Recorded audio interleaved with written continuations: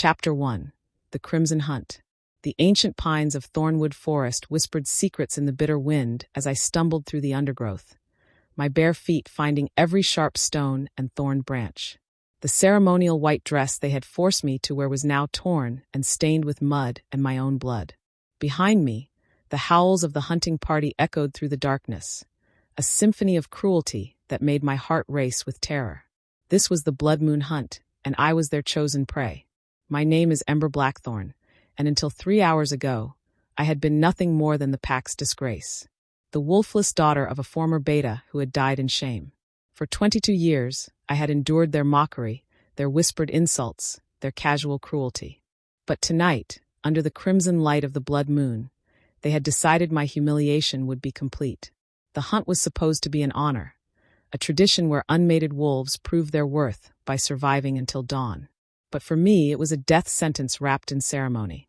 They had given me a 10-minute head start before releasing the hunters. 5 of the pack's most brutal enforcers, led by Garrett Ironwood, the Alpha's nephew and my former tormentor. I pressed myself against the massive trunk of an oak tree, trying to slow my ragged breathing. The gash on my shoulder burned where Garrett had marked me with his silver blade. Not deep enough to kill, but enough to leave a blood trail for his pack to follow. My lungs felt like they were on fire, and every muscle in my body screamed in protest. A branch snapped somewhere to my left, and my head whipped around. Yellow eyes gleamed in the darkness between the trees, and I caught a glimpse of gray moving through the shadows. They were close, too close. I forced myself to move, stumbling deeper into the forest. My vision blurred as exhaustion and blood loss took their toll. I had always been weak, always been the Omega who couldn't shift, couldn't fight, couldn't even properly submit. But something deep inside me refused to simply lie down and die. The sound of paws thundering against the forest floor grew louder. I could hear their excited panting, their low growls of anticipation. They were playing with me, savoring my fear like fine wine. In a few more minutes, they would tire of the game and end it. I broke through a line of bushes and found myself in a moonlit clearing. The blood-red light painted everything in shades of violence, and I realized with growing horror that I had run in a circle. This was the sacred grove where the pack held their most important ceremonies. The place where I had been rejected by my fated mate just 3 months ago. Marcus Stormwind, the future Alpha, had stood in this very spot and declared me unworthy. His cold blue eyes had looked right through me as he spoke the ritual words that severed our bond before it could fully form. The pain of that rejection still felt like a knife in my chest, but now it was nothing compared to the terror of being hunted like an animal. The first hunter burst into the clearing, his massive wolf form rippling with predatory grace. It was Cain, one of Garrett's enforcers, his black fur gleaming in the moonlight. His lips pulled back in what might have been a grin if wolves could grin, revealing teeth that promised a painful death. 2 more wolves emerged from different directions, cutting off my escape routes. I recognized them both, Thorn and Ash, brothers who had taken particular pleasure in tormenting me during my childhood. Their golden eyes held no mercy, only the bloodthirsty excitement of predators who had cornered their prey. "Please," I whispered, though I knew they couldn't understand me in their shifted forms. "I never did anything to hurt you." The 4th wolf, Damon, padded into the clearing with deliberate slowness. His gray coat was scarred from countless battles, and his yellow eyes held the cold intelligence of a killer. He had been the one to drag me from my small cottage earlier tonight, his claws leaving deep gouges in my arms that still bled freely. But where was Garrett? Where was their leader? My question was answered as a massive silver wolf stepped into the moonlight. Even in his animal form, Garrett Ironwood was unmistakably the son of an alpha bloodline. He was larger than the others, his muscles rippling beneath his coat like liquid mercury. His eyes weren't the typical gold or yellow of most wolves, but a pale blue that seemed to glow with their own inner light. He shifted back to human form with fluid grace, his naked body covered in ritual tattoos that marked his status as a hunt leader. When he smiled, his canine teeth were slightly elongated, a sign that he was only partially human even without the full shift. "Did you really think you could run from us, little rabbit?" His voice was smooth as silk and twice as deadly. "Did you think the trees would hide you? That the darkness would protect you?" I backed against the ancient stone altar that dominated the center of the clearing, the same altar where countless mating ceremonies had taken place. The irony wasn't lost on me. I would die in the place where I should have been claimed by my mate. I gave you more of a chance than you deserved, Garrett continued, circling me like a shark scenting blood. 10 whole minutes to run and hide. More mercy than you showed my cousin when you rejected his generous offer of protection. The protection he spoke of had been nothing more than a thinly veiled threat. Marcus had offered to keep me as his mistress after rejecting me as his mate, a final humiliation that would have made me nothing more than a glorified slave. I had refused, and apparently, that refusal had sealed my fate. I never asked for anything from any of you, I said, surprised by how steady my voice sounded despite the terror clawing at my insides. I just wanted to live in peace. Peace, Garrett laughed, a sound like breaking glass. There is no peace for abominations like you. You're a stain on our bloodline, Ember. A reminder of weakness that needs to be cleansed. The other wolves began to close in, their eyes reflecting the red moonlight like rubies. This was it. This was how I would die, torn apart by the same people who had tormented me my entire life. But as Garrett raised his hand, claws extending to deliver the killing blow, something strange happened. The world around me seemed to slow, and I felt a heat building in my chest that had nothing to do with fear or adrenaline. It was like a fire being kindled in my very soul, growing stronger with each heartbeat. The silver wolf to my right, Cain, froze mid-step. His ears flattened against his head, and a low whine escaped his throat. The others followed suit, their confident predatory stances shifting to something that looked almost like submission. Garrett's eyes widened, his pale blue gaze locked on something behind me. Very slowly, I turned around. Standing at the edge of the clearing was the largest wolf I had ever seen. Its coat was pure midnight black, so dark it seemed to absorb the moonlight itself. But it was the eyes that made my breath catch. They glowed like molten silver, ancient and intelligent and filled with a terrible, beautiful fury. This was no ordinary wolf. The power radiating from its massive form made the air itself seem to thicken, pressing down on everyone in the clearing like a physical weight. Even Garrett, the arrogant prince of our pack, took an involuntary step backward. The black wolf's lips peeled back in a snarl that promised violence, and when it spoke, its voice echoed inside my head like thunder. Mine. The single word reverberated through my consciousness, carrying with it a possessive fury that made my knees weak. This creature, whatever it was, had just claimed me, and from the looks of pure terror on my would-be killers' faces, they understood exactly what that meant. Garrett was the first to find his voice, though it cracked like a teenager's. You can't interfere with a sanctioned hunt. The law of the pack. The black wolf's growl cut him off, a sound so deep and primal it seemed to come from the earth itself. When it stepped forward, the ground seemed to tremble beneath its paws. The law of the pack, the voice in my head rumbled with dark amusement, does not apply to me. And that's when I saw the mark on its forehead. A silver crescent moon surrounded by ancient runes that seemed to shift and move in the red moonlight. My heart stopped as recognition crashed over me like a cold wave. This wasn't just any wolf. This was him, the Shadow Alpha, the ghost story whispered around campfires, the legend that parents used to frighten disobedient children. He was supposed to be myth, a cautionary tale about the dangers that lurked in the deepest parts of the forest. But he was here. He was real. And he was claiming me as his own.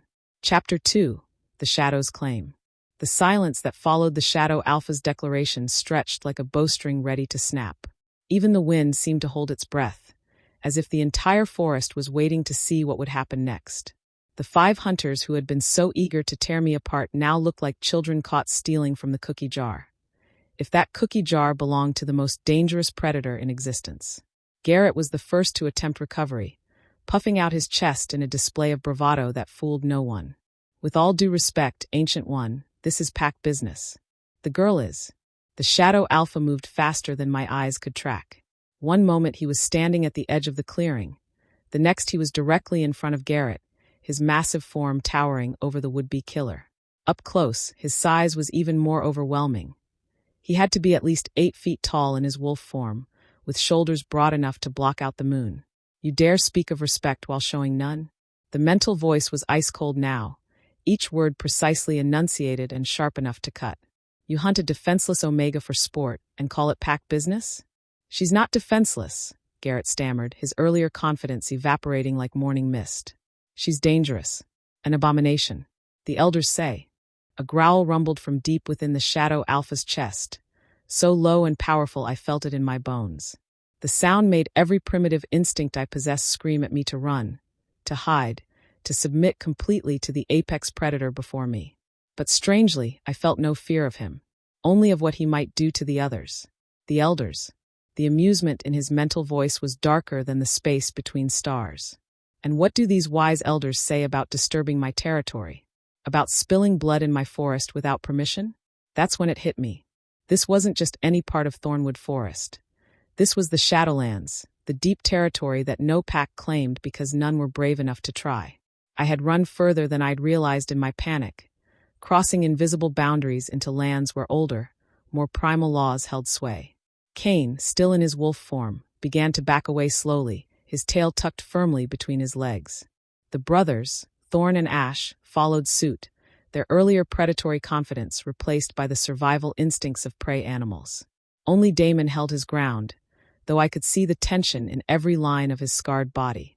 "We didn't know," Garrett said, and I was amazed to hear actual fear creeping into his voice. "The hunt. It was sanctioned by Alpha Marcus Stormwind of the Ironbark Pack. We were following our prey." "Your prey?" The Shadow Alpha's attention turned to me, those molten silver eyes studying my torn dress, my bleeding wounds, the terror that I was sure was written across my face. When his gaze met mine, I felt something deep inside me respond. Not fear, but recognition. As if some part of my soul had been waiting for this moment my entire life. "Tell me, little wolf," his voice whispered directly into my mind, gentler now but no less powerful. "Did you consent to this hunt?" I found my voice, though it came out as barely more than a whisper.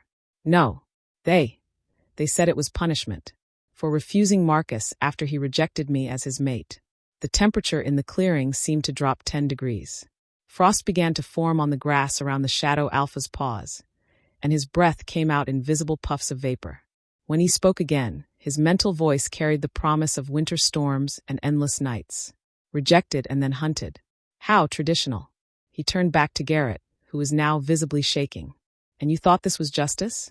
"The pack laws," Garrett began, "are nothing compared to the laws of nature." The Shadow Alpha began to pace around the 5 hunters, and they instinctively moved closer together, forming a defensive circle. The strong protect the weak. The pack cares for its own. These are the oldest laws, written in blood and bone long before your precious traditions existed. He stopped directly in front of Garrett again, lowering his massive head until they were eye to eye. "You have violated every sacred law. You have shown yourselves to be false wolves, predators without honor. There must be consequences." "Please," Damon spoke for the first time, his voice hoarse with terror. "We were just following orders. We didn't mean." Silence. The word crashed through all our minds like a physical blow. "You meant exactly what you did. You came here to kill for sport, to satisfy your bloodlust on one who couldn't fight back. Do not compound your sins with lies." The Shadow Alpha raised his head and let out a howl that made my blood freeze. It wasn't like any wolf song I'd ever heard. It was older, wilder, filled with notes that seemed to bypass my ears and resonate directly in my soul. The sound echoed off the mountains and trees, carrying for miles in every direction. When the echoes finally died away, he lowered his gaze to the cowering hunters. "You will leave this place. You will tell your alpha that his authority ends at the border of my lands. And you will spread word throughout the packs. Ember Blackthorne is under my protection now. Any who wish to harm her may come and try, if they believe themselves worthy of the challenge." Garrett opened his mouth, probably to argue or make threats, but the Shadow Alpha's expression stopped him cold. Those silver eyes held depths of power and darkness that spoke of centuries lived, of battles fought and won, of patience that could outlast mountains. "Go, now, before I decide that mercy is a luxury I can no longer afford." The 5 hunters needed no further encouragement. They turned and fled into the forest, their earlier predatory grace replaced by the desperate scrambling of prey animals. Within moments, the sound of their retreat faded into the distance, leaving only the whisper of wind through the pines. I stood there in the sudden silence, still pressed against the stone altar, hardly able to believe I was still alive. My legs felt like water, and I was beginning to realize just how much blood I'd lost from my various wounds. The adrenaline that had kept me moving was fading, leaving behind exhaustion, so profound it felt like drowning. The shadow alpha turned his attention back to me, and his massive form began to shimmer and change. I watched in fascination as he shifted from wolf to human, the transformation fluid and graceful in a way that spoke of centuries of practice. When it was complete, I found myself staring at the most beautiful and terrifying man I had ever seen. He was tall, at least 6.5 feet, with the kind of lean, powerful build that spoke of a life spent in constant physical challenge. His skin was pale as moonlight, marked with intricate black tattoos that seemed to move and shift when I wasn't looking directly at them. His hair was the same midnight black as his wolf coat, falling in waves to his shoulders and framing a face that could have been carved by angels, if angels had a taste for danger. But it was his eyes that held me captive. In human form, they were still that impossible molten silver, ancient and knowing, and filled with a power that made the air around him shimmer with heat. He was completely naked, as all shifters were after transformation, but he wore his nudity like armor, completely unself-conscious and utterly devastating. When he took a step toward me, I felt my heart skip several beats. "You're hurt," he said, and his spoken voice was just as compelling as his mental one, deep and rich with the hint of an accent I couldn't place. "Let me see." I should have been afraid. Every instinct I possessed should have been screaming at me to run from this creature who radiated danger like heat from a forge. But instead, I felt safe, protected. For the first time in my life, I was in the presence of someone who was stronger than my tormentors. "I'm fine," I lied, trying to push away from the altar and nearly falling when my knees buckled. He was there in an instant, his strong arms catching me before I could hit the ground. The moment his skin touched mine, I felt a jolt of electricity that had nothing to do with static and everything to do with recognition. My wolf, the wolf I'd never been able to find, stirred for the first time in my life. "Easy, little star," he murmured, and the endearment sent warmth flooding through my chest. "You've been through enough for one night." He lifted me effortlessly, cradling me against his chest as if I weighed nothing at all. I should have protested, should have demanded he put me down, but I was so tired and he was so warm and solid and safe. "Who are you?" I whispered against his shoulder, breathing in his scent, pine and snow and something wild that made my head spin. "I am Kieran Nightfall," he said, carrying me toward the edge of the clearing. "Guardian of the Shadowlands, keeper of the old ways. And as of tonight, I am your mate." The casual way he said it, as if it were a simple fact rather than an earth-shattering declaration, made my breath catch. "But you don't even know me. I'm nobody. I'm Wolfless. You are mine," he interrupted, his silver eyes finding mine in the moonlight. "I have waited 300 years to find you, Ember Blackthorne. I can wait a little longer for you to understand what that means. 300 years. The number echoed in my head as he carried me deeper into his domain, away from the clearing where my old life had died and toward whatever future awaited me in the shadows. Behind us, the blood moon began to set, painting our path in shades of silver and possibility. Chapter 3, The Sanctuary. Kieran's stronghold was nothing like the rustic pack houses I was accustomed to. Built into the living rock of the mountain itself, it seemed to grow from the stone rather than simply rest upon it. Carved pillars twisted skyward like ancient trees, and flowing waterfalls cascaded down the walls to feed pools that glowed with soft phosphorescent light.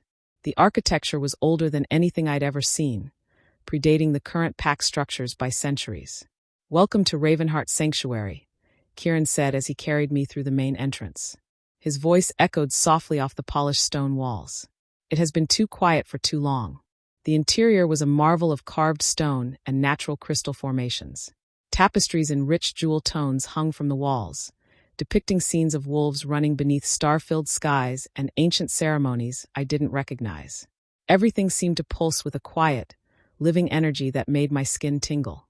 "How long have you lived here alone?" I asked, still cradled against his chest. The warmth of his body was doing dangerous things to my ability to think clearly. 73 years, he replied matter-of-factly, "since the last of my pack passed into the eternal hunt." The sadness in his voice made my heart clench. I couldn't imagine such profound isolation. Even as an outcast in the Ironbark pack, I'd still been surrounded by others, even if they despised me. He carried me through several chambers until we reached what was clearly his personal quarters. The space was dominated by a massive bed carved from black walnut, its posts twisted into the shapes of wolves mid-leap. A fireplace large enough to stand in took up most of one wall, and floor-to-ceiling windows offered a breathtaking view of the moonlit mountains. Kieran set me gently on the edge of the bed, then moved to light the fire with a gesture that sent blue flames dancing across the logs. The warmth was immediate and welcome. I hadn't realized how cold I'd become. "You need healing," he said, turning back to me with those impossible silver eyes. "May I?" I nodded, suddenly aware of just how many injuries I'd sustained during the hunt. The gash on my shoulder had soaked through what remained of my dress, and I could feel dried blood crusting on my arms and legs where branches had torn my skin. Kieran knelt before me, his large hands incredibly gentle as they examined my wounds. Everywhere he touched, I felt that strange electric tingle, as if my body was recognizing something it had been searching for its entire life. "This will feel warm," he warned, then placed his palm over the worst of my injuries. The sensation that flooded through me was unlike anything I'd ever experienced. It was like being filled with liquid sunlight, warm and golden and healing. I watched in amazement as the deep gash on my shoulder began to close, the torn flesh knitting itself back together as if time were reversing. "How?" I whispered, staring at skin that was now unmarked except for a thin silver line. "Old magic," Kieran replied, moving to heal the cuts on my arms. "The kind that flows in the blood of the first wolves, before the packs divided and the power was diluted. But I thought that was just legend. Stories told around fires." He smiled then, and it transformed his entire face from merely beautiful to absolutely devastating. "Most legends have roots in truth, little star.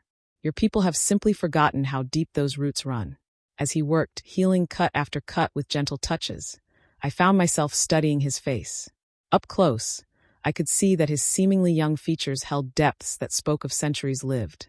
There were lines around his eyes that came from squinting into too many sunrises, a set to his mouth that suggested he'd made hard decisions and lived with their consequences.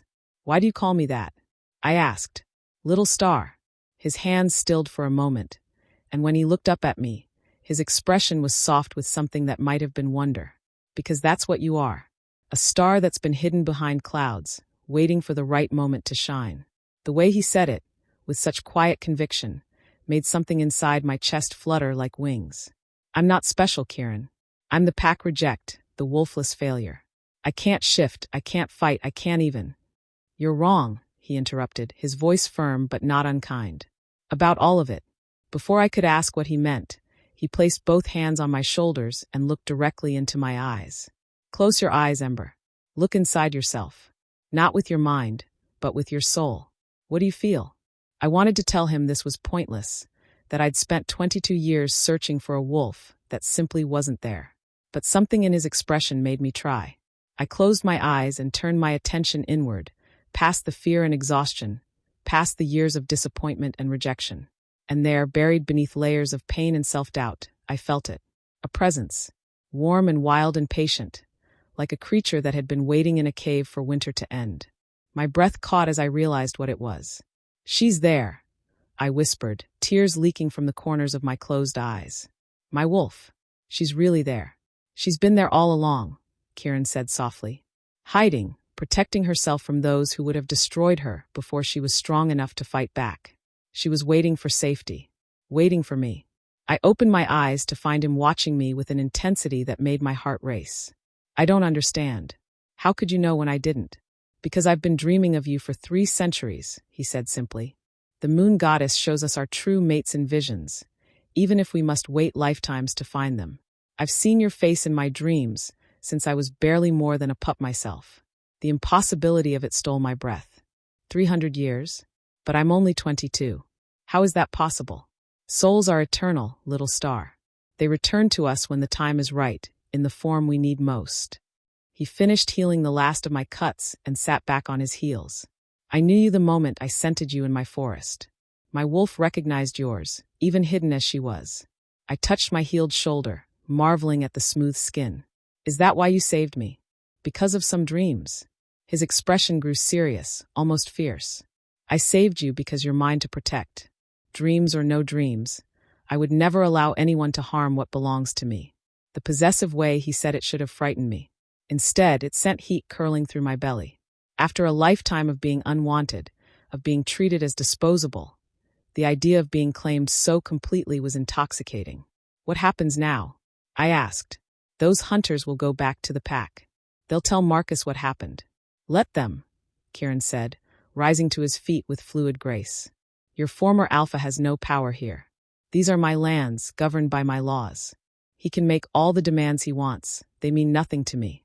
He moved to a carved wardrobe and pulled out a soft silver robe, which he brought back to me. You should rest. Tomorrow, we'll begin your training. Training? Your wolf has been sleeping for over 2 decades. She'll need to learn control, learn to shift safely, and you'll need to understand the power that flows through your blood. I accepted the robe gratefully, suddenly aware that my torn dress was barely covering anything important. What power? I told you, I'm nobody special. Kieran's smile was mysterious and just a little dangerous. You're about to learn just how wrong you are about that, my mate. He turned toward the door, then paused. There are other clothes in the wardrobe, and food will be brought shortly. Rest well, Ember. Tomorrow your real life begins. As he reached for the door handle, panic fluttered in my chest. Wait, where are you going? To patrol the borders, he said. Your former packmates may try something foolish, and I want to be ready for them. But what if? I stopped myself, embarrassed by how desperate I sounded. Kieran's expression softened. I won't be far, little star. This mountain is warded with magic older than the packs themselves. You're safe here. Safer than you've ever been in your life. After he left, I changed into the silver robe, marveling at how soft the fabric was against my healing skin. True to his word, food appeared shortly after. A tray of fresh bread, roasted meat, and fruit that tasted like nothing I'd ever experienced. As I ate, I wandered the chamber, examining the ancient artifacts that decorated the shelves. There were weapons that hummed with power, crystals that pulsed with inner light, and books written in languages I couldn't read. Everything spoke of age and magic and secrets that had been forgotten by the modern world. I found myself drawn to the windows, looking out over the vast expanse of forest that stretched to the horizon. Somewhere out there was the life I'd left behind. The pack that had rejected me, the alpha who had cast me aside, the people who had made my existence a living hell. But for the first time in my life, I didn't feel the familiar ache of longing to belong. I felt free. A sound from outside made me freeze. Voices carried on the wind. Human voices speaking in hushed, urgent tones. My blood turned to ice as I recognized one of them. Marcus Stormwind had come calling. Chapter 4. The Alpha's Demand. I pressed myself against the window, straining to see through the darkness.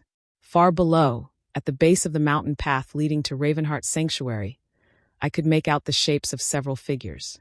Even at this distance, Marcus Stormwind's commanding presence was unmistakable, tall, broad-shouldered, with the kind of confident bearing that came from never having his authority questioned. My former mate had brought an entourage. I counted at least 6 wolves flanking him, all in human form, but radiating the controlled violence of predators ready to shift at a moment's notice. Among them, I recognized several faces from the pack's inner circle. Warriors who had never paid me any attention when I was nothing more than the Wolfless reject, but who now stood ready to drag me back to face whatever punishment Marcus had devised. The sound of footsteps in the corridor made me spin around. Kieran appeared in the doorway, and I was struck again by how he seemed to fill any space he entered. He dressed in simple black clothing that somehow managed to look both casual and threatening, and his silver eyes held a cold fury that made the temperature in the room drop several degrees. You heard them, he said. It wasn't a question. Is that him? Marcus.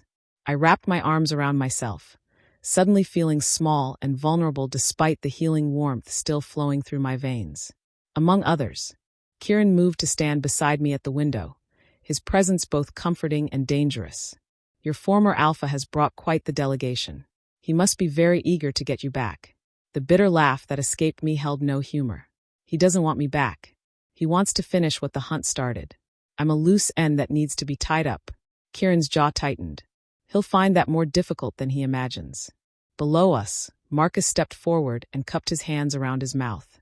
His voice carried clearly in the still mountain air, enhanced by the natural acoustics of the stone formations. Nightfall, he called out. I know you can hear me. Send out the girl, and we can settle this without bloodshed. Presumptuous, Kieran murmured, then opened the window. When he spoke, his voice somehow carried just as clearly despite being barely above conversational volume. Marcus Stormwind. You're trespassing. I'm retrieving stolen property, Marcus shot back. The girl belongs to the Ironbark Pack. Return her, and we'll overlook this misunderstanding.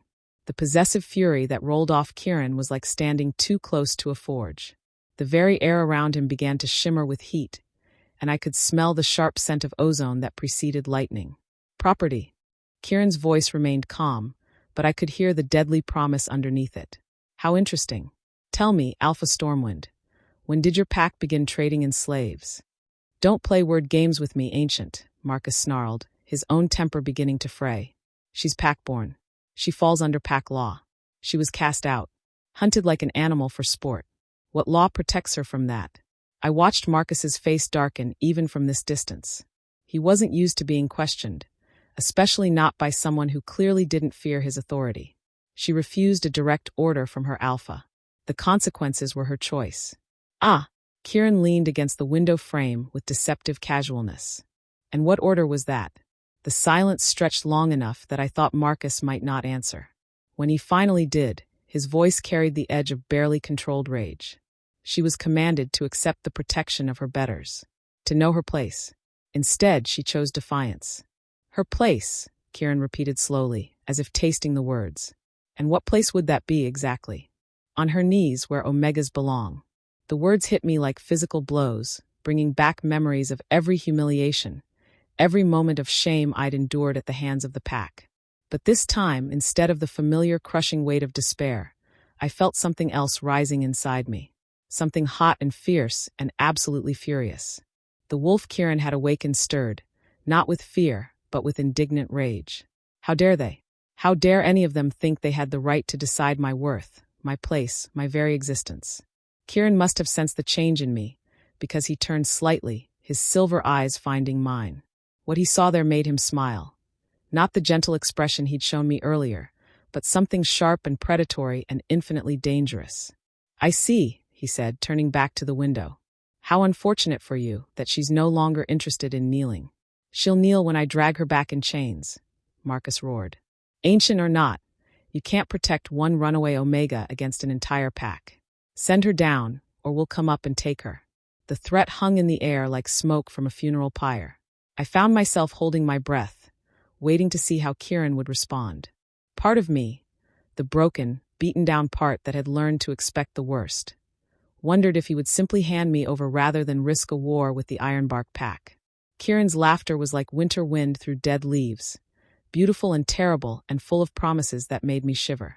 Come up, he repeated. By all means, Marcus Stormwind. Please do try. With that, he closed the window and turned to face me fully. The rage in his expression was gone, replaced by something that looked almost like anticipation. What will happen? I asked, though I wasn't sure I wanted to know the answer. They'll try to force their way up the mountain path, Kieran said matter-of-factly. They'll trigger the first ward about halfway up and find themselves turned around, heading back down without understanding why. If they're particularly stubborn, they might manage it twice more before they give up. And if they don't give up, his smile was all teeth. Then they'll discover why this sanctuary has remained untouched for 300 years. Outside, I could hear Marcus barking orders to his wolves. They were spreading out, trying to find alternate routes up the mountain. I pressed my face to the glass again, watching as they transformed into their wolf forms. All browns and grays and tawny golds, powerful but somehow ordinary compared to the magnificent creature Kieran became. Aren't you worried? I asked. There are 7 of them, and you're alone. Am I? Kieran moved behind me, his hands coming to rest on my shoulders. The touch sent that now familiar electricity racing through my veins. I thought I had a mate to help me defend our territory. Our territory. The words sent a thrill through me that I tried to suppress. Kieran, I can't fight. I don't even know how to shift properly. I'd just be in the way. Would you? His breath was warm against my ear, and I had to resist the urge to lean back into his solid warmth. Tell me, little star, what do you feel when you think about those wolves coming here? When you imagine them dragging you back to face Marcus's judgment? I closed my eyes and let myself truly consider it. The thought of being back in the pack's territory, of facing the contempt and hatred, of being forced to submit to Marcus's will. The wolf inside me snarled, a sound of pure defiant rage that I felt in my bones. Anger, I whispered. I feel angry. Good. Hold on to that anger. Let it fuel you. His hands tightened slightly on my shoulders. Your wolf isn't weak, Ember. She's been hiding because she was waiting for the right moment to emerge, for the right battle to fight. Below us, the first of Marcus's wolves had reached the point where the path curved around a massive boulder. I watched as he suddenly stopped, shaking his head as if confused, then turned and began trotting back down the mountain. The others quickly followed, their formation dissolving into chaos. The ward, Kieran explained. It creates a compulsion to leave, coupled with false memories of having searched the entire mountain and found nothing. But they'll be back. Oh yes, Marcus is nothing if not persistent. And his pride has been wounded. That makes him dangerous. As if summoned by his words, Marcus's voice rang out again, this time filled with cold fury. Very well, Nightfall. If that's how you want to play this game, so be it. But understand, this doesn't end here. The girl is ours by right of blood and birth. We will have her back, one way or another. Let him come, I said, and was surprised by the steel in my own voice. I'm tired of running, tired of being afraid. Kieran turned me to face him, his silver eyes searching mine. Are you certain? Once you take this stand, there's no going back. You'll be choosing a side in a war that's been brewing for centuries. What war? The old ways against the new. The natural order against artificial hierarchy. The strong protecting the weak against the strong devouring them. His hands cupped my face gently. I won't lie to you, Ember. If you stay here, if you let me claim you properly as my mate, your old life is over. There will be other packs who see you as a threat, other alphas who want to test their strength against mine. It won't be easy. I thought about his words, about the choice he was offering me. I could ask him to take me somewhere far away, somewhere the Ironbark pack would never find me. I could live quietly, safely, invisibly, just as I always had. Or I could stay. I could fight. I could be something more than the wolfless Omega who had spent 22 years apologizing for her very existence. I choose you, I said firmly. I choose this. I choose us. The smile that spread across Kieran's face was radiant enough to power the sun. He leaned down and kissed me, soft and sweet and full of promise, and I felt my wolf rise up to meet his, no longer hiding, no longer afraid. When we broke apart, his eyes were glowing with that inner silver fire. Then let's give them something to really worry about. It's time for your first lesson. Chapter 5, The Awakening. Kieran led me through the sanctuary to a chamber I hadn't seen before, carved deep into the heart of the mountain itself. The walls were covered in crystalline formations that pulsed with soft, ethereal light, casting dancing shadows that seemed almost alive. Ancient symbols were etched into the stone floor in concentric circles, their meaning lost to time but their power still humming in the air. This is the heart chamber, Kieran explained as we entered. The nexus where all the mountain's energy converges. If your wolf is going to emerge safely, it needs to happen here, surrounded by the old magic. I could feel it immediately, a thrumming power that seemed to resonate in my very bones. The wolf inside me stirred restlessly, responding to something I couldn't understand, but could definitely sense. What do I need to do? I asked, though part of me was terrified of the answer. First, you need to stop fighting yourself. Kieran moved to the center of the chamber, his footsteps silent on the engraved stone. For 22 years, you've been told you're broken, incomplete, wrong. Those lies have built walls around your wolf spirit. We need to tear those walls down. He turned to face me, and in the crystal light, his silver eyes seemed to glow from within. Tell me about the first time you tried to shift. The memory rose unbidden, as painful now as it had been then. I was 7. All the other children in my age group had already found their wolves. The pack elders said I was just a late bloomer, that I needed to try harder. What happened? They made me stand in front of the entire pack, commanded me to shift while everyone watched. I wrapped my arms around myself, feeling exposed despite Kieran's gentle presence. I tried so hard I made myself sick, but nothing happened. Nothing ever happened. And how did the pack react? They laughed. The words came out flat, emotionless. I'd learned long ago to bury the pain those memories brought. Alpha Ironwood, Marcus's father, said I was an embarrassment to my bloodline, that maybe I wasn't really my father's daughter after all. Kieran's expression darkened. And your parents, how did they defend you? They didn't. This was the part that hurt most, even after all these years. My mother looked at me like I'd personally shamed her. My father never looked at me the same way again. Like I was proof of some failure on his part. So you learn to make yourself small. To hide. To apologize for existing. I nodded, not trusting my voice. And your wolf learned the same lesson. She went so deep into hiding that even you forgot she existed. Kieran stepped closer, his presence both comforting and commanding. But she was always there, Ember. Waiting. Protecting herself until it was safe to emerge. How can you be so sure? Because I can smell her on you. Wild and fierce and absolutely furious at being caged for so long. His smile was sharp with predatory satisfaction. She's been watching through your eyes, feeling everything you've felt. Every humiliation, every moment of pain, every second of loneliness. And she's ready to make them all pay. The thought should have frightened me. Instead, I felt a dark thrill run through my veins. What if I can't control her? What if she's too angry? Then we'll teach her control together. But first, we need to let her out. Kieran held out his hand to me.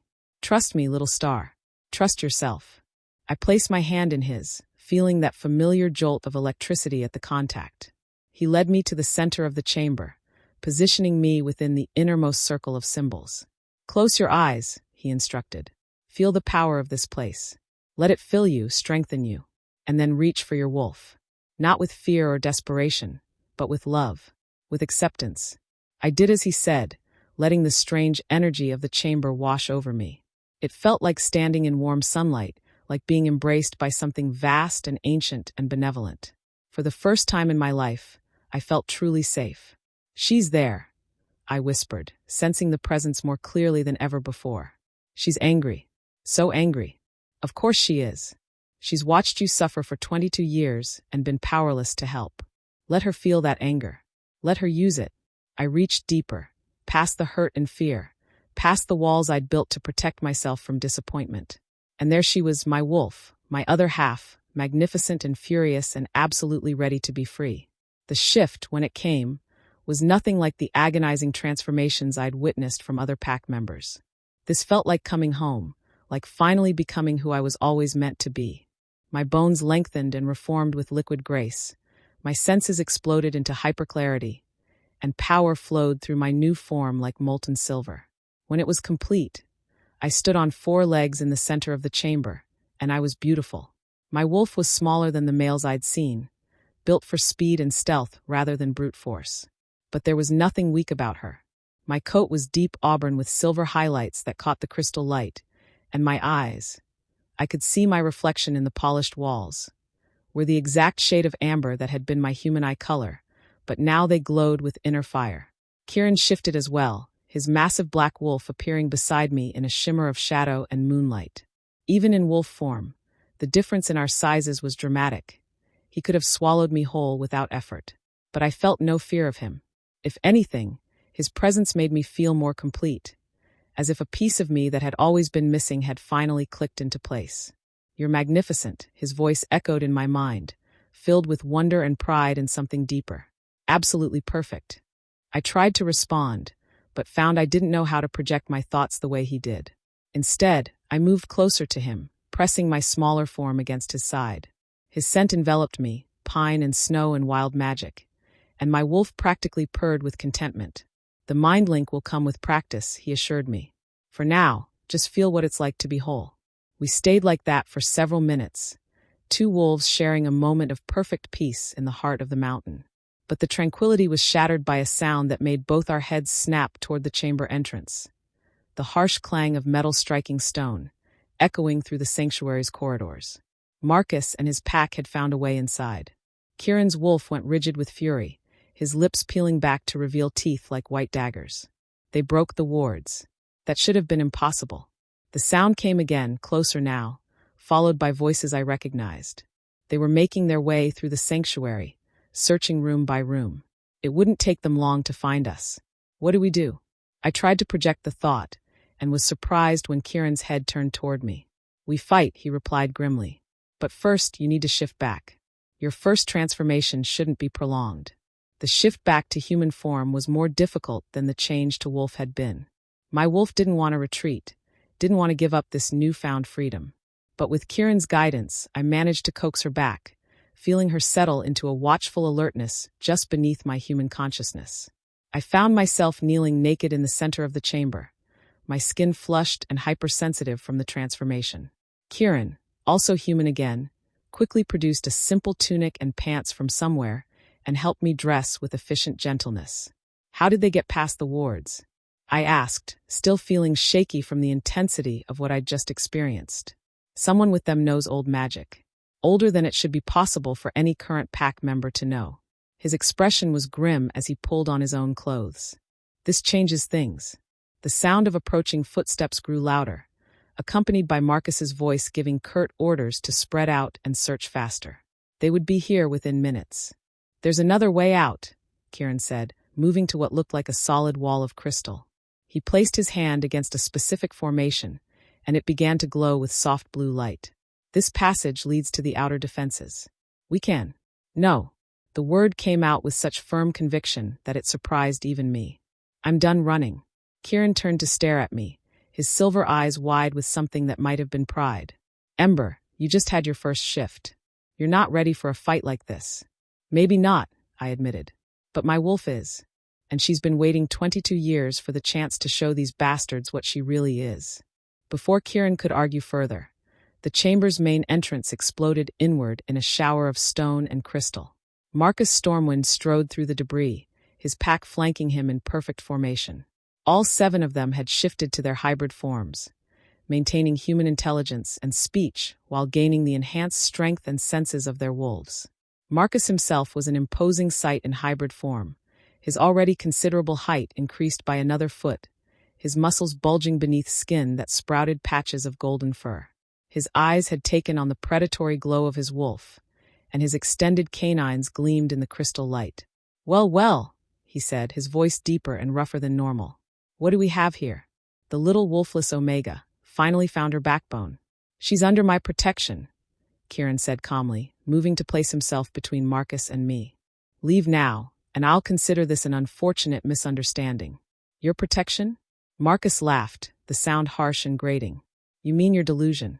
This pathetic creature isn't worth starting a war over, Ancient. I disagree.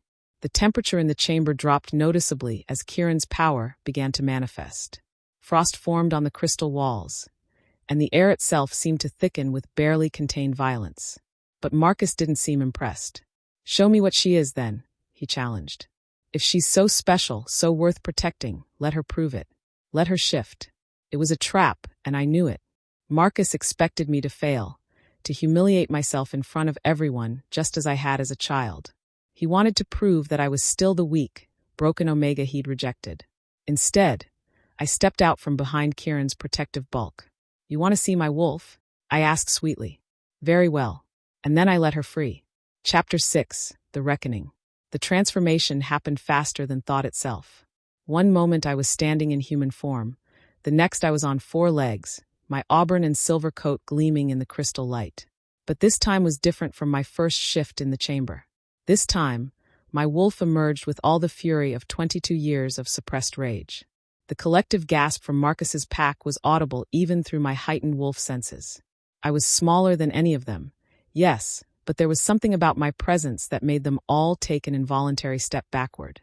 Power radiated from my form like heat from a forge, and my amber eyes blazed with an inner fire that spoke of magic far older than their pack traditions. Impossible, Marcus breathed, his mental voice tinged with shock and something that might have been fear. You were tested. The elders confirmed you were wolfless. I padded forward, my movements fluid and predatory despite my smaller size. When I spoke, my mental voice rang clear and strong through the chamber, carrying harmonics that seemed to resonate in the very stones around us. Your elders saw what they expected to see, what they wanted to see. I circled him slowly, noting how his packmates grew increasingly uncomfortable as I moved. A weak Omega who knew her place. They never looked deep enough to find the truth. Kieran remained in human form, but his power filled the chamber like a living thing, pressing against the walls and making the crystals pulse brighter. He was letting me handle this confrontation, but I could feel his readiness to intervene if needed. And what truth is that? Marcus snarled, though his hybrid form trembled slightly as I completed my circuit around him. I stopped directly in front of him, my smaller wolf form dwarfed by his towering hybrid shape. But when I lifted my head to meet his glowing eyes, it was Marcus who looked away first. That I was never broken. I was waiting. The words carried weight beyond their meaning, infused with a power that made several of his pack members whimper. I felt my wolf's satisfaction at their reaction, felt her stretching after decades of forced dormancy. Waiting for what? One of his warriors demanded. I recognized the voice. Brett, a cruel young male who had taken particular pleasure in tormenting me during my youth. For strength. For purpose. For someone worth protecting. My gaze shifted to Kieran, and even in wolf form, I felt the mate bond strengthen between us. I found all three. Marcus's patience finally snapped. With a roar of rage, he lunged forward, his hybrid form moving with deadly speed. His claws were extended, aiming for my throat in a killing strike meant to end this confrontation before it could truly begin. He never came close to touching me. I moved like liquid shadow, flowing away from his attack and around his flank faster than his eyes could track. Before he could recover his balance, I leaped onto his back, my claws finding purchase in his flesh as my jaws clamped down on the back of his neck. I didn't bite to kill, not yet. This was a dominance display, a message written in the language all wolves understood. But the power that flowed through my bite was unlike anything any of them had ever encountered. It burned like liquid starlight, carrying with it the weight of ancient magic. Marcus screamed. The sound that tore from his throat was equal parts pain and terror, echoing off the crystal walls until the entire chamber rang with it. He thrashed wildly, trying to dislodge me, but my claws were anchored deep and my jaws were locked with supernatural strength. Submit, I commanded, my mental voice carrying the absolute authority of an apex predator. Submit or die. For a moment, Marcus's struggles intensified. His pack instincts warred with his pride, his alpha conditioning fighting against the primal understanding that he was beaten. But as my power continued to burn through him, as he felt the true depth of what I could do to him, his resistance crumbled. He collapsed to his knees, his hybrid form trembling with exhaustion and defeat. I released my hold and stepped back, watching as he fell forward onto his hands, his head bowed in the ultimate gesture of submission. The silence that followed was absolute. Marcus's pack stood frozen, unable to process what they had just witnessed. Their alpha, the strongest, most dominant wolf they had ever known, had been brought to his knees by the Omega they had all dismissed as worthless.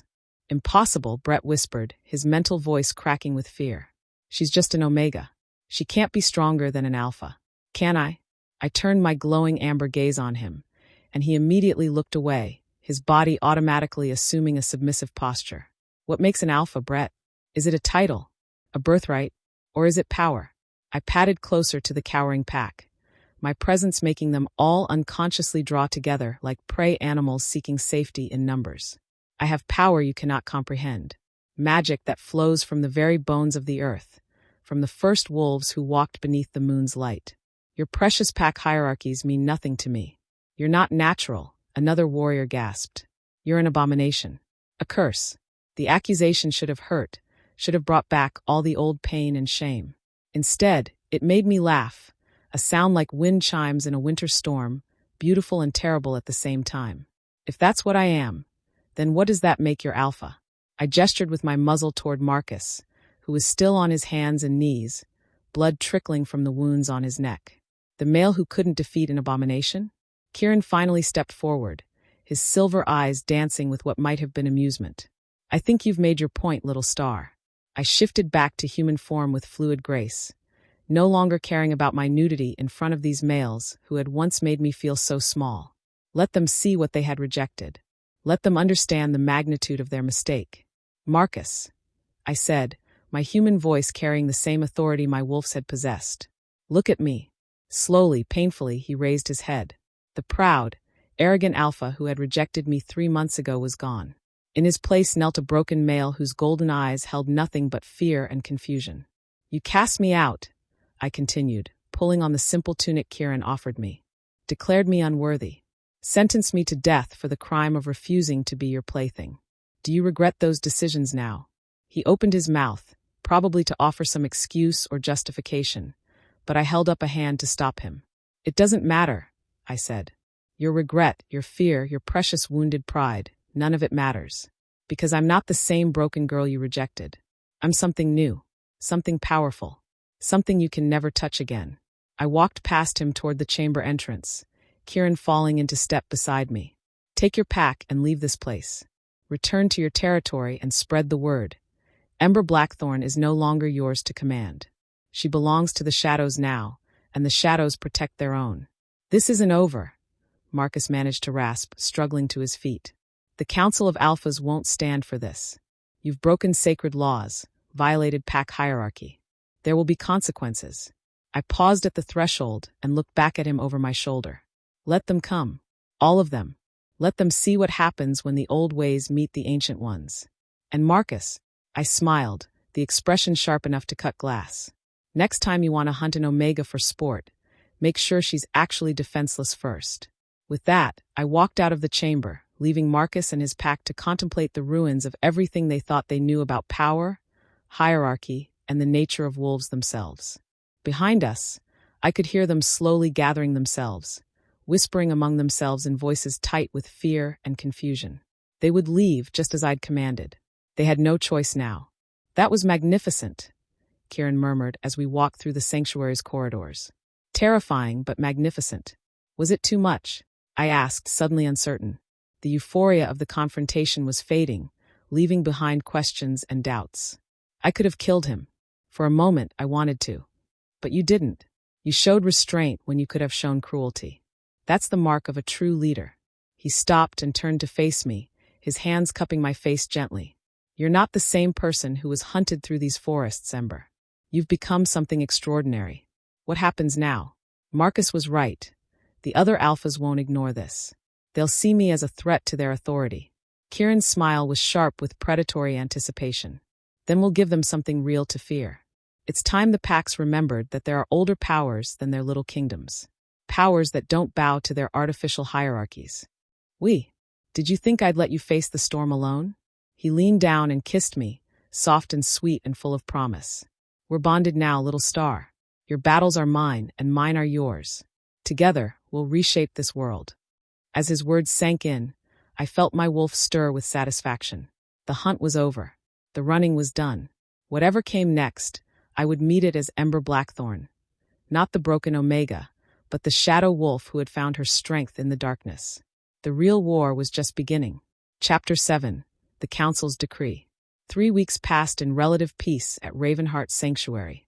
Kieran spent his days teaching me to harness the ancient power that flowed through my veins, showing me how to channel it without burning myself out. My wolf grew stronger with each passing day, more confident in her abilities and more attuned to the magical energies that permeated the mountain. But I knew the calm wouldn't last. Marcus wouldn't simply slink back to his territory and pretend nothing had happened. His pride wouldn't allow it, and more importantly, the other alphas wouldn't let him ignore such a public humiliation. The answer came in the form of a raven. I was practicing in the heart chamber, working on partial shifts that would let me access my wolf's enhanced senses while maintaining human form, when the great black bird landed on one of the crystal formations. It was massive, larger than any natural raven, and its eyes glowed with an intelligence that was distinctly unnatural. Kieran, who had been guiding me through the exercise, went very still. A council messenger, he said grimly. They've made their decision. The raven opened its beak and spoke in a voice like grinding stone. By order of the Grand Council of Alphas, you are summoned to answer for your crimes against pack law. The female known as Ember Blackthorne is to be surrendered for judgment. The ancient known as Kieran Nightfall is to present himself for questioning regarding his interference in sanctioned pack business. And if we refuse? I asked, though I was fairly certain I knew the answer. Then you will be declared enemies of all packs. A bounty will be placed on your heads, and any wolf may hunt you without consequence. The raven's glowing eyes fixed on me. The female will be taken alive for proper punishment. The ancient's fate will depend on his cooperation. With that cheerful message delivered, the raven spread its wings and launched itself back into the sky, disappearing into the clouds that shrouded the mountain peaks. Well, I said after a moment of silence. That's not ominous at all. Kieran was staring after the departing messenger, his silver eyes thoughtful. They're scared, he said finally. Scared? They just threatened to have us hunted by every pack in existence. That sounds more like confidence to me. No. He turned to face me, and I was surprised to see something that looked almost like satisfaction in his expression. If they were confident in their authority, they would have simply demanded I hand you over. Instead, they're offering to negotiate, to hear my side of the story. They're treating me as an equal, not a subject. Because you're ancient and powerful. Because they remember the old stories. They know what happened the last time the council tried to force their will on those who followed the original laws. His smile was sharp with old memories. It didn't end well for them. I moved closer to him, seeking the comfort of his presence. What are you talking about? What old stories? Sit, he said, gesturing to a smooth section of crystal that formed a natural bench. Let me tell you about the War of Shadows. I settled beside him, close enough that our thighs touched, and felt his arm come around my shoulders. The casual intimacy still made my heart skip, even after 3 weeks of growing closer. 200 years ago, Kieran began, the council decided that all wolves should be subject to their authority. Not just the pack-born, but the rogues, the lone wolves, those who followed older traditions. They wanted to impose their hierarchy on everyone, to make their version of pack law universal. What happened? Those of us who remembered the time before the packs united. The ones who carried the old blood, the ancient magic. We said no. His voice carried echoes of old fury. The council declared us outlaws. They sent armies of pack warriors to force our compliance. I could guess how that had ended, given that Kieran was still here and clearly not subject to anyone's authority. You fought back. We did more than that. We reminded them why the original laws existed, why strength was meant to protect rather than dominate. The war lasted 3 years and nearly destroyed both sides. He was quiet for a moment, lost in memories I couldn't imagine. When it was over, we had an understanding. They would rule their packs as they saw fit, and we would be left alone to follow our own paths. Neither side would interfere with the other. But now they're breaking that agreement. Because you've shown them something they didn't know existed. A pack-born wolf with ancient power, someone who bridges both worlds. He tightened his arm around me. They're terrified that you'll inspire others to question their authority. That more wolves will seek out the old ways. The implications were staggering. You're saying this isn't just about me rejecting Marcus. This is about a power struggle that's been brewing for centuries. Exactly. And they've just made the mistake of forcing us to choose sides. I leaned into his warmth, trying to process everything he'd told me. So what do? Do we go to this council meeting and try to negotiate? We could. Kieran's tone suggested he had other ideas. Or we could show them exactly what they're dealing with. What do you mean? Instead of answering directly, he stood and offered me his hand. There's something I need to show you. Something I've been saving for when the time was right. He led me deeper into the sanctuary than I'd ever been before, through passages carved so long ago that the tool marks had been worn smooth by centuries of air currents. The walls here were covered in murals depicting scenes I didn't recognize. Wolves running beneath stars that formed patterns unlike any modern constellations. Great ceremonies conducted around standing stones that hummed with visible power. These images, I said, running my fingers over the ancient artwork. They're not from any pack history I know, because they predate the packs by millennia. These show the first wolves, the ones who learned to shift by communing directly with the spirits of earth and sky, before territories and hierarchies, before alphas and omegas, when all wolves were equal under the moon. We reached a massive chamber at the very heart of the mountain, so vast that our voices echoed into the darkness beyond the reach of the glowing crystals. But it wasn't the size that stole my breath. It was what occupied the center of the space. A pool of water so perfectly still it looked like liquid mirror, surrounded by standing stones that rose like the ribs of some vast beast. The stones themselves were carved with symbols that seemed to shift and move when I wasn't looking directly at them, and the water glowed with its own inner light. The moon well, Kieran said reverently. The heart of all wolf magic. The source from which the first of our kind drew their power.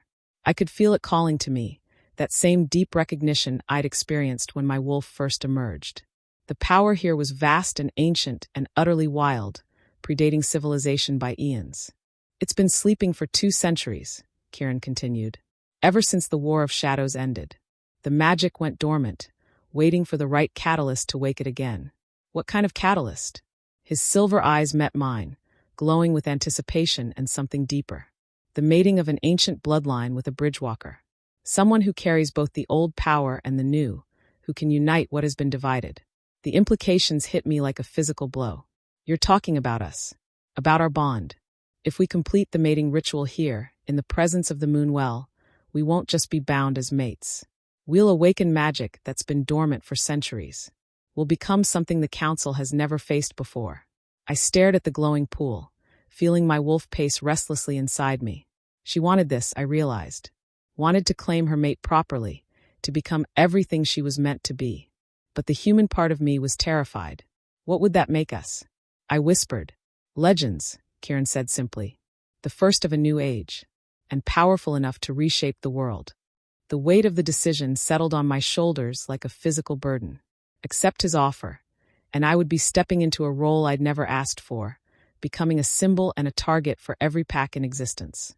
Refuse, and I would always wonder what might have been. But as I looked into Kieran's silver eyes, saw the love and hope and desperate longing there, I realized the choice had already been made. Had been made the moment he'd claimed me in that blood-soaked clearing. When? I asked. His smile was radiant enough to power the sun. Tonight, under the full moon. And tomorrow, we'll give the Council an answer they'll never forget. Chapter 8. The Moonwell Awakens. The full moon hung directly overhead when Kieran led me back to the Moonwell chamber. Its silver light streaming through hidden openings in the mountains peaked to illuminate the ancient pool. The water's glow had intensified, pulsing in rhythm with something deep and primal that seemed to echo the beating of my heart. I wore a simple white dress that Kieran had somehow produced. Where from? I didn't ask. The fabric was unlike anything I'd ever felt, seeming to shift between silk and mist depending on how the light caught it. He was dressed in ceremonial leathers marked with symbols that matched those carved into the standing stones, his dark hair unbound and flowing over his shoulders. Are you certain about this? He asked as we approached the edge of the pool. Once we begin, there's no going back. The magic will change us both in ways we can't predict. I looked into the glowing waters and saw our reflections staring back. Two figures balanced on the edge of destiny. My wolf stirred restlessly, eager for what was to come, while my human mind tried to catalog all the ways this could go wrong. I'm terrified, I admitted. But I'm also tired of running, tired of being afraid. If we're going to face what's coming, I want to face it as your true mate. Kieran's smile was soft with love and sharp with anticipation. Then let's wake the old magic. He stepped into the pool first, the water barely reaching his knees despite its seemingly infinite depth. When he extended his hand to me, I took it without hesitation, gasping as the water's touch sent electricity racing up my legs. The moment I was fully in the pool, everything changed. The water began to glow brighter, the light spreading outward in ripples that carried whispers of power older than civilization. The standing stones responded, their carved symbols blazing with silver fire that painted the chamber walls in shifting patterns of light and shadow. Give me your hands, Kieran said, his voice deeper than usual, resonating with harmonics that spoke directly to my wolf. I placed my palms against his, feeling the familiar jolt of connection amplified 100-fold by the ancient magic surrounding us. The water rose to our waists, though I was certain it had been much shallower moments before. Speak the words with me, he instructed, then began to chant in a language I'd never heard, but somehow understood. By moon and star, by earth and flame, we claim each other as our own. What was separate becomes one. What was hidden comes to light. Let the ancient powers witness our bond and bless our union. As we spoke the ritual words, power began to build in the water around us. It started as warmth, then became heat, then transformed into something beyond physical sensation.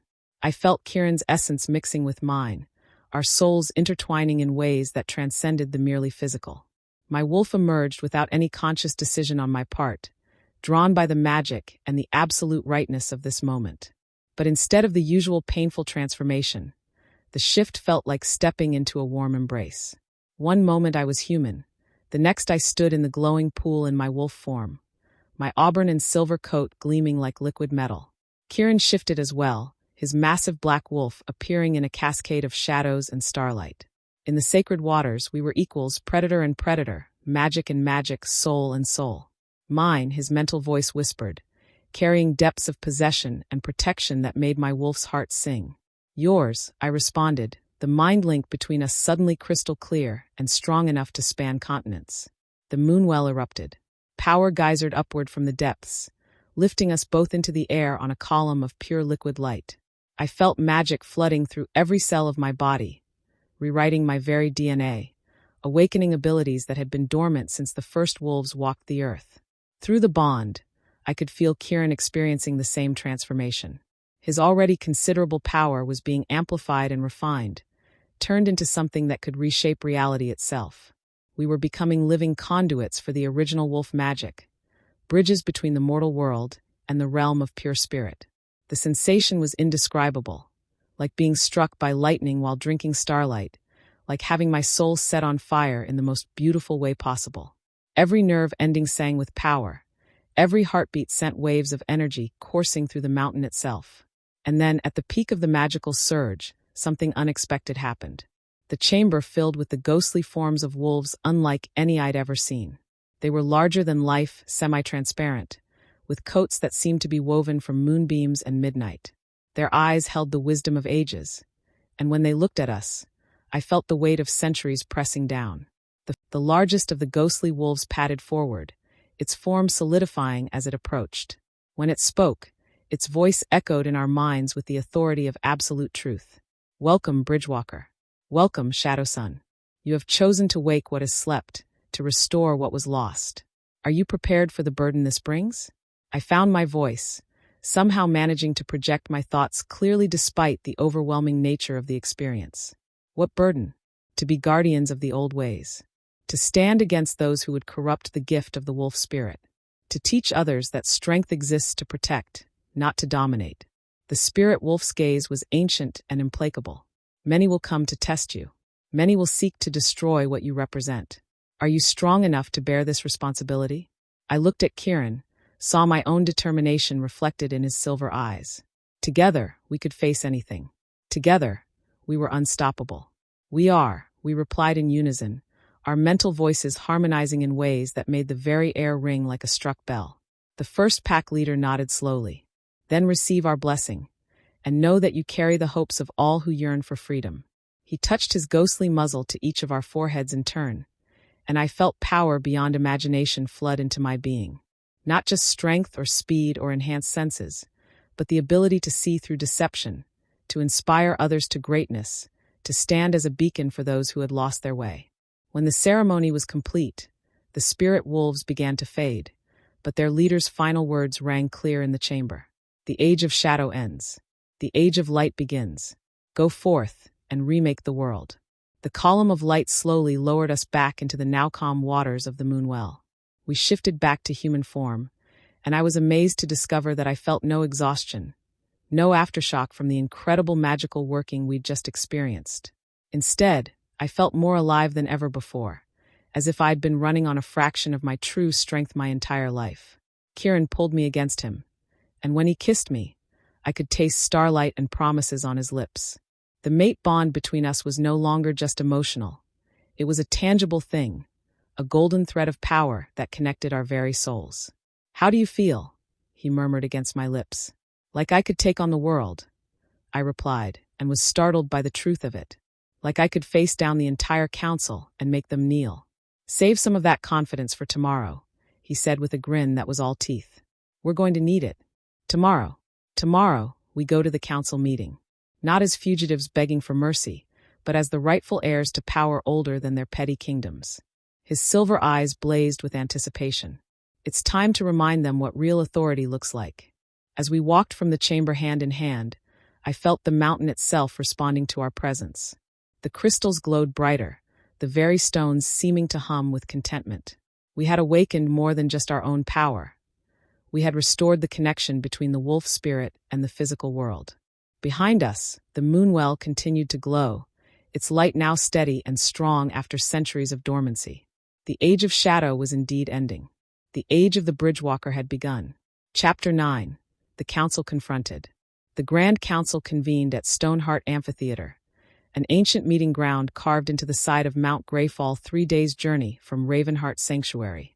It was neutral territory, claimed by no single pack, but respected by all as the place where disputes between alphas were settled and pack law was debated. When Kieran and I arrived at the designated time, We found ourselves facing a tribunal that would have intimidated anyone with less than godlike power flowing through their veins. 7 alphas sat in carved stone chairs arranged in a semicircle, each representing one of the major pack territories. Behind them stood their chosen warriors and advisors, creating an audience of nearly 50 of the most powerful wolves in existence. At the center sat High Alpha Donovan Ironfang, the elected leader of the council and ruler of the Northern Wastes pack. He was ancient even by alpha standards, his silver hair and scarred face speaking of decades of battles fought and won. His pale blue eyes held the cold intelligence of a natural predator, and when he looked at us, I felt the weight of his authority pressing down like a physical force. To his right sat Marcus Stormwind, looking haggard and bitter in his ceremonial robes. The wounds on his neck had healed, but I could see the psychological scars of our encounter in the way he refused to meet my gaze directly. Kieran Nightfall, High Alpha Donovan spoke, his voice carrying easily through the amphitheater. You stand accused of interfering with sanctioned pack business, harboring a fugitive from pack justice, and corrupting a pack-born wolf with forbidden magic. How do you answer these charges? Instead of the deferential response they clearly expected, Kieran laughed. The sound echoed off the stone walls, rich with genuine amusement and absolutely devoid of respect for their authority. I answer that your charges are based on laws I never agreed to follow, he said, his voice carrying clearly without any need to raise it. Laws created by wolves who have forgotten what our kind truly is. A rumble of outrage went through the assembled alphas, but Donovan held up a hand for silence. You forget yourself, Ancient. Age does not exempt you from pack law. Pack law. Kieran's silver eyes blazed as he stepped forward, and I felt the temperature drop noticeably around us. Tell me, High Alpha, what gives you the right to judge me? What authority do you claim over those who existed before your precious packs were even conceived? The authority of unity. Another alpha interjected, Cassandra Bloodmoon of the Eastern Territories, a fierce woman with red hair and amber eyes. The authority of civilization over chaos. Civilization. I spoke for the first time, my voice carrying harmonics that made several of the watching wolves unconsciously bare their throats. Is that what you call hunting defenseless omegas for sport? Marcus finally found his voice, though it cracked with barely controlled fury. You were not defenseless. You're an abomination, a creature of dark magic masquerading as a wolf. I'm exactly what you made me, I replied, stepping up beside Kieran. 22 years of your civilization taught me that strength is the only currency that matters in your world. So I found strength. High Alpha Donovan leaned forward in his chair, his gaze sharp with interest. And what manner of strength is that, child? Show us this power you claim to possess. It was a trap, of course. They wanted me to lose control, to prove their point that I was dangerous and unstable. Instead, I did something that the effect was immediate and devastating. Every wolf in the amphitheater went rigid, their bodies responding to a dominance that was older and more primal than anything they'd ever encountered. Even the alphas, for all their authority and strength, found themselves fighting the urge to bare their throats in submission. The power I released wasn't violent or threatening. It was simply absolute. It carried the weight of the first wolves, the authority of the moon herself, the undeniable truth that hierarchy was meaningless in the face of true spiritual strength. Several of the younger wolves actually did submit, dropping to their knees with whimpers of confused terror. The alphas remained seated, but I could see the strain in their faces as they fought against instincts older than consciousness. Enough, High Alpha Donovan gasped, and I immediately pulled my power back. The relief in the amphitheater was palpable as 50 wolves remembered how to breathe normally again. What are you? Cassandra Bloodmoon whispered, her amber eyes wide with something that might have been awe or terror. I'm what happens when you push someone too far, I replied calmly. I'm what happens when the old magic decides it's tired of hiding. Kieran stepped forward, his own power beginning to manifest as frost formed on the stone beneath his feet. The age of your petty kingdoms is ending. The magic you've tried to suppress, the powers you've dismissed as legend, are returning. And they're returning through wolves who remember what we were meant to be. You speak of ending kingdoms, High Alpha Donovan said, his voice steady despite the obvious strain of our proximity. That sounds like a declaration of war. Not at all, Kieran replied with another of those predatory smiles. We're simply withdrawing our recognition of your authority. You can rule your packs however you see fit. We don't care. But you will not hunt us, you will not judge us, and you will not interfere with those who choose to follow the old ways. And if we refuse? Marcus snarled, finally finding the courage to speak directly to me. If we decide that monsters like her need to be put down for the good of all wolves. The temperature in the amphitheater dropped another 10 degrees, and I felt Kieran's fury building like a winter storm. But before he could respond, I placed a gentle hand on his arm. Then you'll learn why the old powers were feared, I said, my voice soft but carrying clearly to every corner of the space.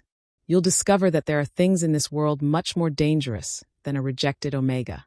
I let my wolf rise to the surface just enough for my eyes to begin glowing with that inner fire, just enough for them to see a glimpse of what I'd become. But I'd rather we avoid that unpleasantness.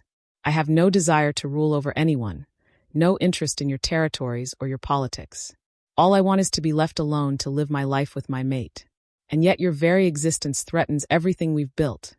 Another alpha spoke up, Thomas Greycliffe of the Southern Reaches, a middle-aged male with worry lines etched deep around his eyes. If word spreads that an Omega can become what you've become, how long before every rejected wolf seeks out this old magic? How long before our authority means nothing? Perhaps, Kieran said quietly, that wouldn't be such a bad thing. The silence that followed was deafening. He just challenged not only their authority, but the entire foundation of modern pack society. It was the kind of statement that started wars. High Alpha Donovan rose slowly from his chair, his weathered face grave. You force us to a choice we had hoped to avoid.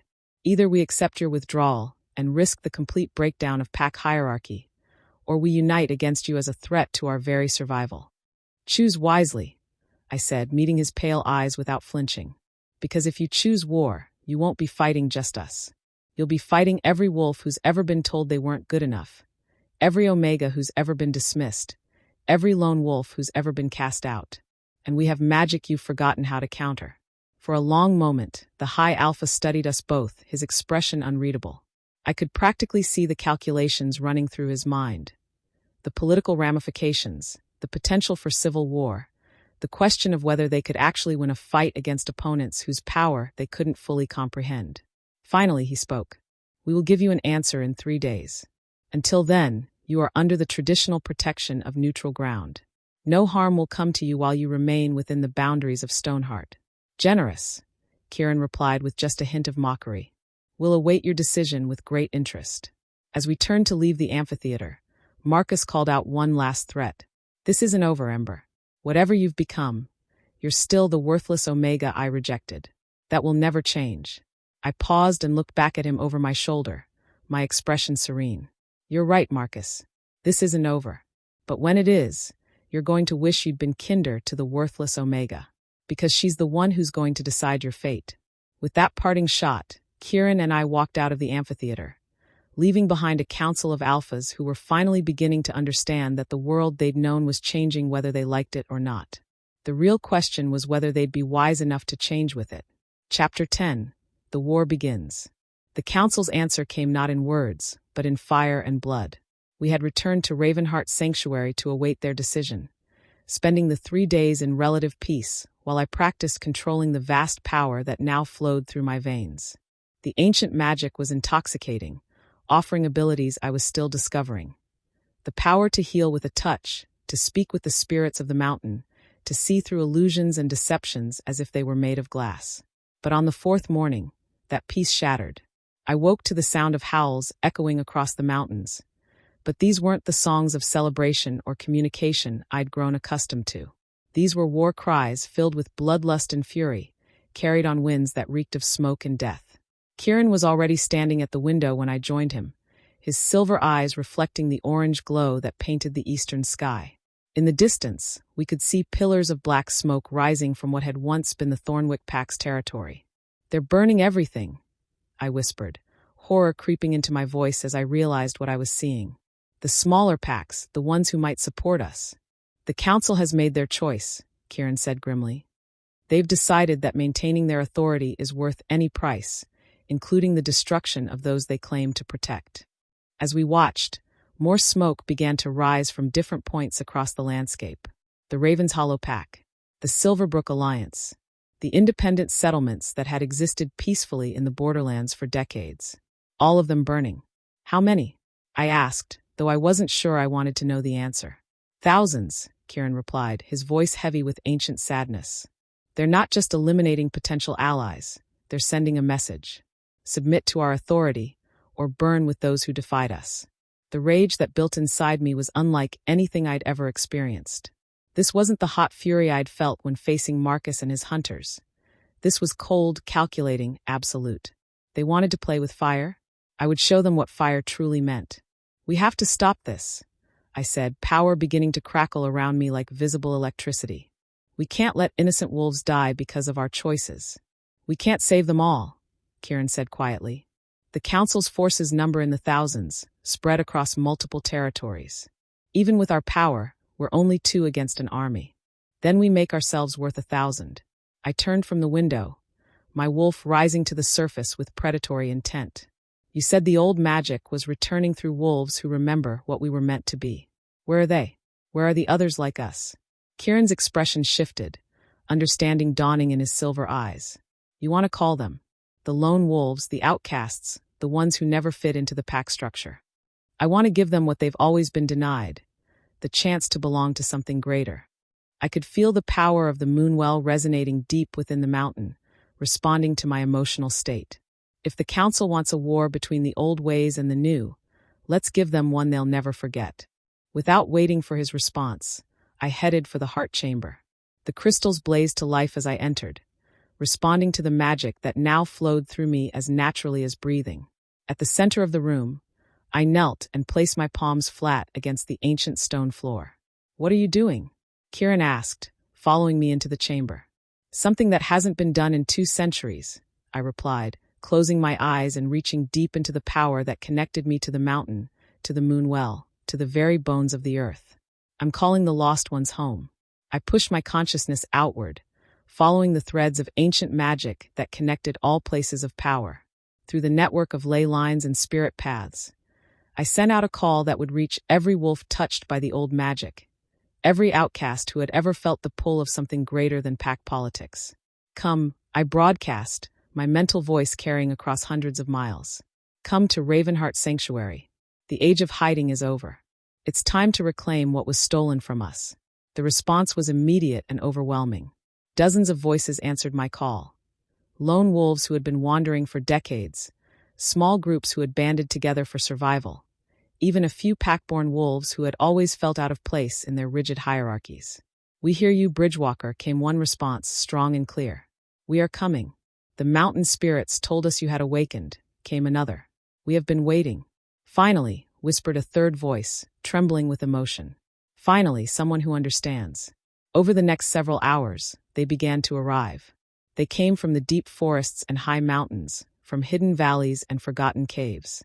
Some traveled alone, others in small groups, but all of them carried the same aura of barely contained power that marked those touched by the ancient magic.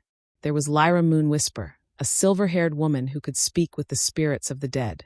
Fenris Stormcaller, a massive male whose wolf form was marked with lightning scars and who commanded the very weather itself.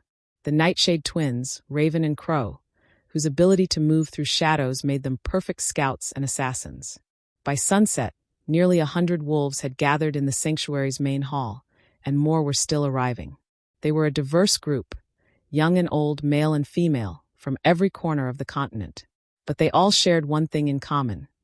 They had never truly belonged anywhere until now. Brothers and sisters, I said, standing before them in the great hall while Kieran remained at my side. The Council of Alphas has declared war on everything we represent. They burn innocent settlements and slaughter defenseless wolves to maintain their grip on power. A growl rippled through the assembled crowd, the sound of predators recognizing a threat to their kind. They believe that might makes right. I continued, letting my power leak out just enough for them all to feel it. They believe that fear is stronger than hope. They are wrong. What would you have us do? Called out Marcus Ironwood, not the Alpha, but his younger brother who had been exiled years ago for questioning pack law. We are strong individually, but they have armies, organized forces, supply lines. They have numbers, Kieran replied, stepping forward. But we have something they've forgotten exists. The power to inspire others, to awaken the magic that sleeps in every wolf's heart. We're not just going to fight their armies. We're going to show their followers what they could become. Over the next several days, we planned and prepared. The refugees from the burned packs were given shelter and healing, their stories of the Council's brutality serving to steel our resolve. Meanwhile, our scouts brought word that the 7 Alpha armies were converging on our position, intending to end this rebellion before it could truly begin. "They'll be here within the week," Raven reported, her dark eyes serious. "At least 3,000 warriors, plus siege equipment and war mages." "Good," I said, surprising everyone in the War Council. "Let them come to us. Let them see what happens when they attack a place of true power." The final battle began at dawn on the 7th day, when the Council's forces crested the ridgeline overlooking our sanctuary. They came in perfect formation, their banners flying proudly in the morning wind, confident in their overwhelming numbers and superior organization. They had no idea what they were walking into. High Alpha Donovan himself led the charge, his massive wolf form at the head of a tide of fur and fangs that swept down the mountainside like an avalanche. Behind him came Marcus and the other Alphas, their best warriors flanking them in a display of coordinated violence that should have been unstoppable. But as they reached the perimeter of our territory, something impossible happened. The mountain itself rose to meet them. The ancient wards that protected Ravenheart's sanctuary, dormant for decades, blazed to life with power drawn from the awakened moonwell. Stone elementals pulled themselves from the mountainside, their forms crackling with elemental energy. The very trees turned against the invaders, their branches becoming weapons, their roots emerging to trip and tangle the charging wolves. And through it all, our small army held the high ground, raining down magic and fury on an enemy that had never faced anything like us before. The war for the soul of wolfkind had begun. Chapter 11. The Battle for Freedom. The first wave of the Council's assault shattered against our defenses like water against stone. Their perfectly organized charge dissolved into chaos as the mountain's ancient guardians rose to meet them. Stone elementals the size of houses grappled with shifted wolves, their crystalline fists pulverizing bone and armor with equal ease. Ancient trees, awakened by magic older than civilization, swept aside entire squadrons with branches that moved like living whips.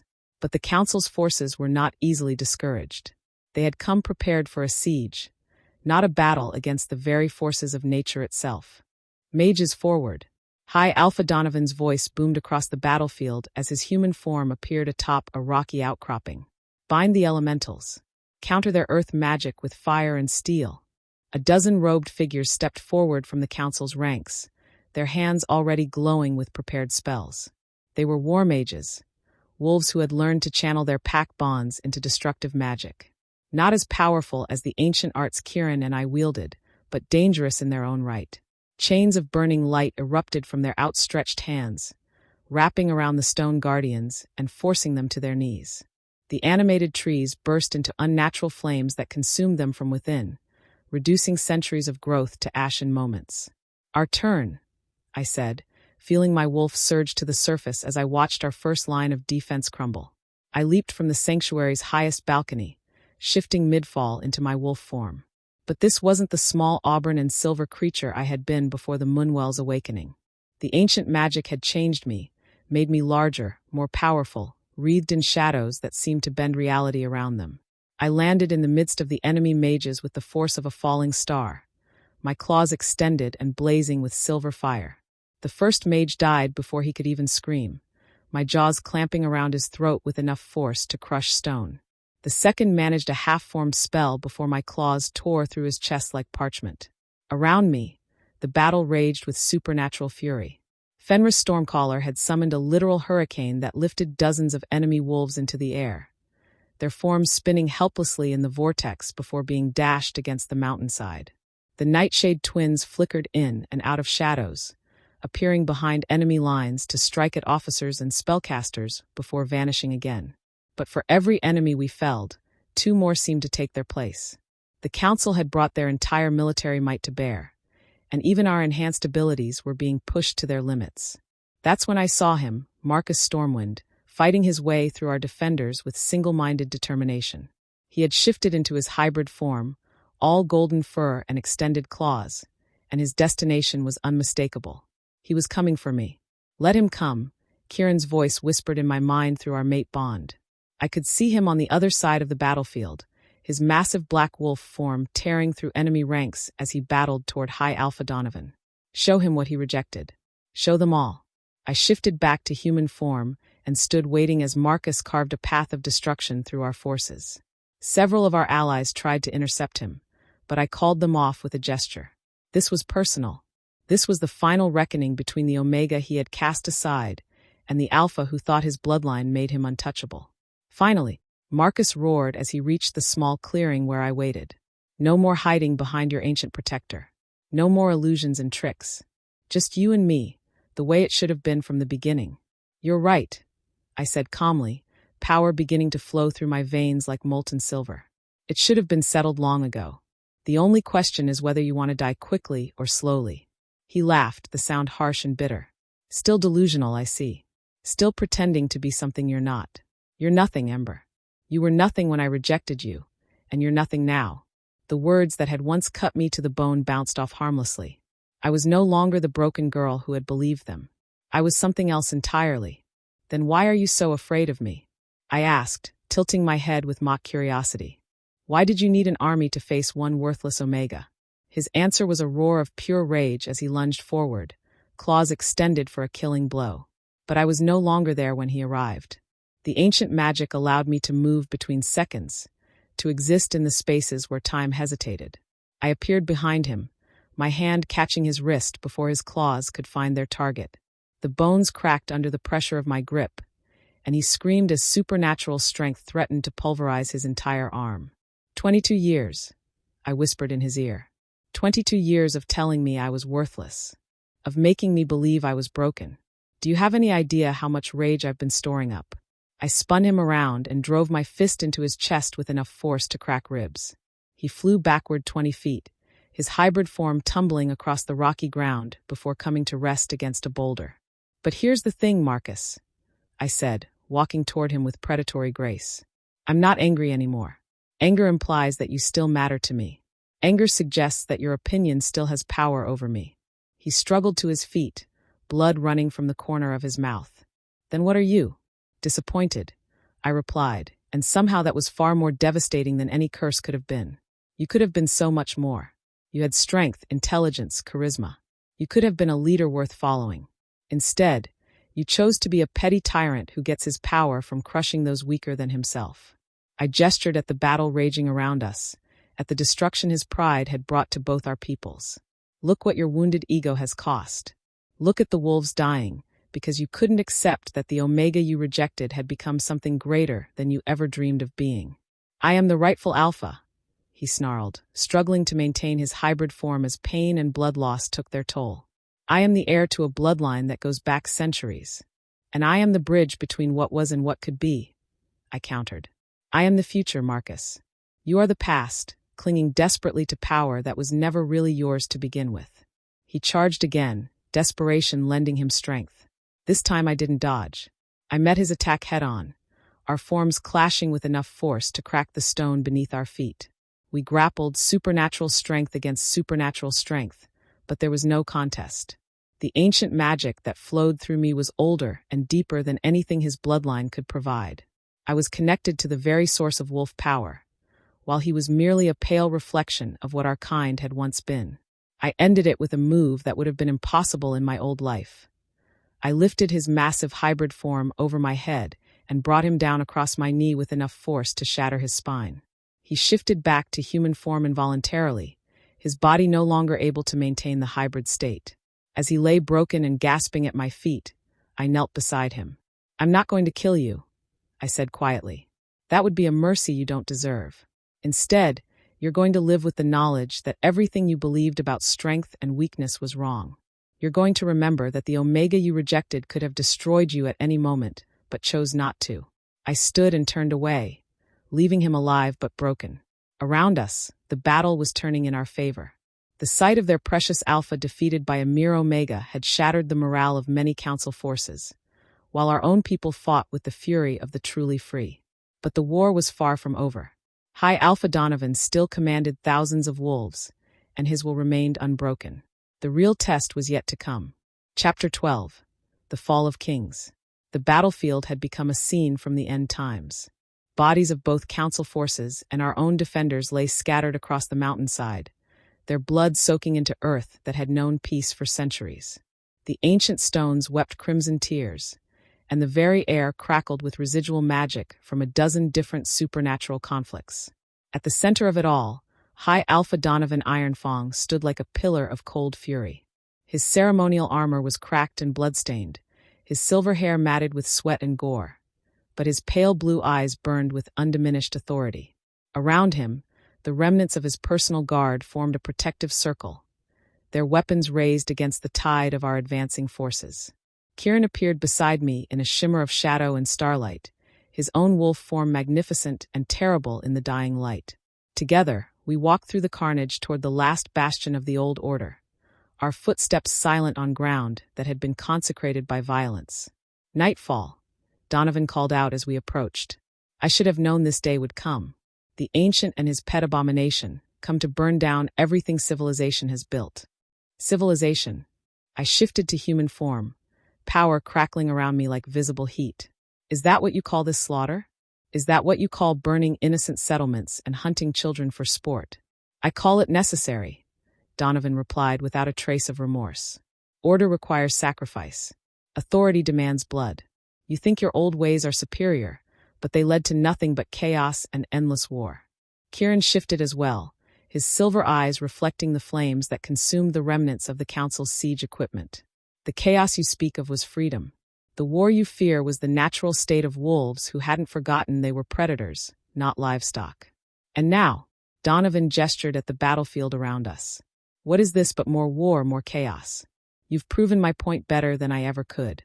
The difference, I said, stepping forward until I was just outside the reach of his guard's weapons, is that we didn't start this.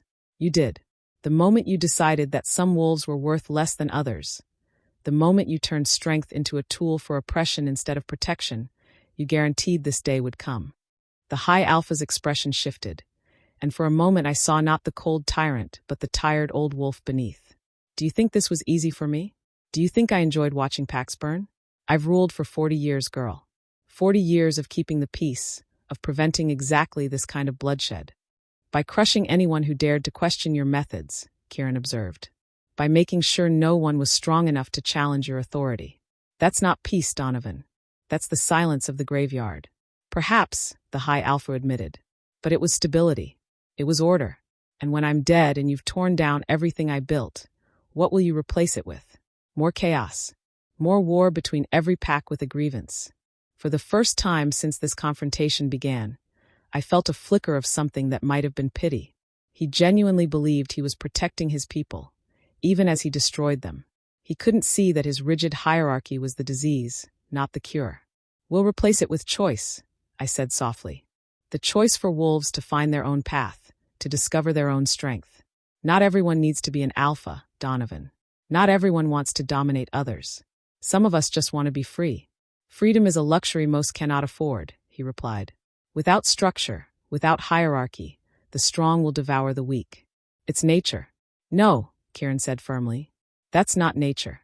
That's fear. You've been so terrified of losing control that you've forgotten what real strength looks like. I could see the moment when Donovan's patience finally snapped. His aura exploded outward, pressing down on everyone within 100 yards with the full weight of his alpha authority. It was like standing at the bottom of an ocean, the pressure so intense it should have driven me to my knees in immediate submission. Instead, I laughed. The sound rang across the battlefield, clear and bright and utterly fearless.